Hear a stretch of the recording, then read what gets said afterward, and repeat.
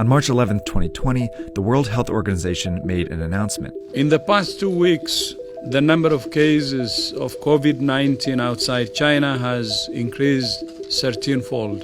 COVID-19 can be characterized as a pandemic. The coronavirus, or COVID-19 disease, had already overwhelmed China, South Korea, Iran, and Italy. And this was a warning to other countries where it was now spreading quickly.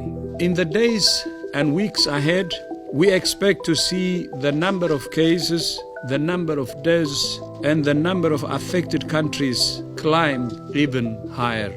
The spread of COVID-19 was no longer something that could be stopped. But we can still slow it down. We just have to act right now.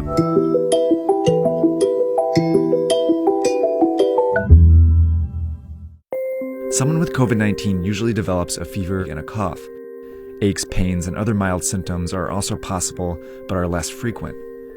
But the severity of those symptoms varies, and for some people who get the virus, you might never show symptoms at all. Based on the data from China, the vast majority of cases are not life-threatening. In 80% of cases, people experience only mild disease, but in 20% of cases, the disease can manifest in a more serious way. It can develop into quite a severe pneumonia where people need to be hospitalized and put on ventilators. Overall, it seems like about 1 to 2% of known cases lead to death, but that rate is much lower for young people and much higher for the elderly. And it also seems that people with unmanaged underlying chronic diseases, they also have a tougher time overcoming the virus. The virus also seems to be very contagious, more contagious than the flu. All you need to do to spread COVID-19 is cough or sneeze on someone else, touch a surface where the virus still lives, and then put your hand in your mouth or your eyes or your nose. After getting infected, it can take an average of 5 to 6 days before you feel sick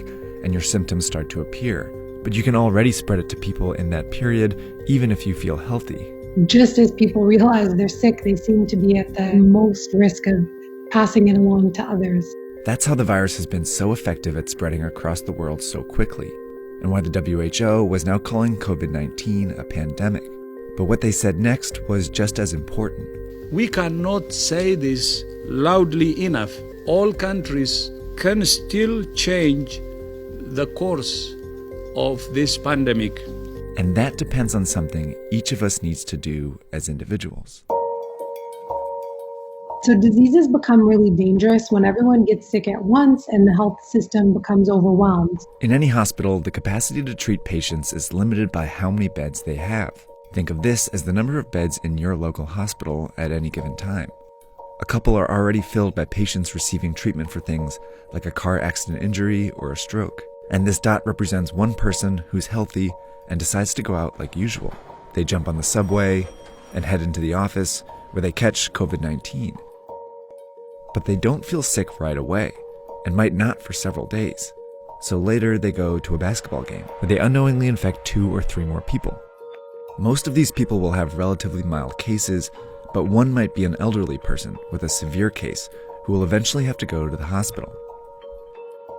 But these 3, who are all infected but don't feel sick, go out again, on the subway, into the office, and then out after work, infecting several more people, 20% of whom will need to go to the hospital. Over a short period of time, this process multiplies the number of people going to the hospital each day. Before long, the hospital is full and a crisis begins. People with severe cases of COVID-19 can't get treatment, and some who could be saved die. Plus, people with other issues can't get treatment either, and some of them die. This surge of severe cases causes avoidable deaths. That's what happened in South Korea, Iran, and Italy, all of which went from 100 to more than 5,000 cases in less than 2 weeks. A lot of people died because they couldn't get into the hospitals. This surge is made up of only severe cases, but it was generated by people who didn't feel sick, spreading the disease in public. Which means the people who can do the most to avoid these unnecessary deaths are these people. And that means all of us. To slow the virus down, you need to act as if you already have it. By avoiding public transportation, the office, crowded places, and even small social gatherings, you decrease your chances of both getting the disease and spreading it. This is called social distancing.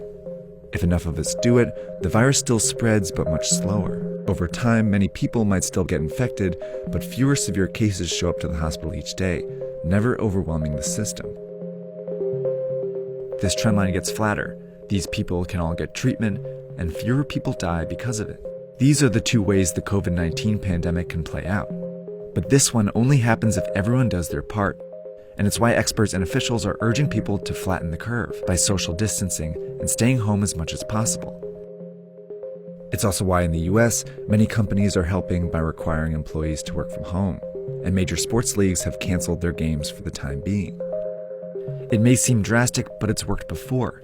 In 1918, the cities of Philadelphia and St. Louis were both hit by a flu pandemic, but they responded in different ways. In Philadelphia, health officials allowed a huge parade to go ahead, while in St. Louis, officials prepared. They closed schools, theaters, and bars. Philadelphia's hospitals were overwhelmed, and many more died as a result. But St. Louis was able to avoid those excessive deaths. 100 years later, these are the two scenarios we face. A difference not in whether you get the coronavirus, but when you get it. That could mean the difference between life and death, maybe for someone you know. But we have to act now.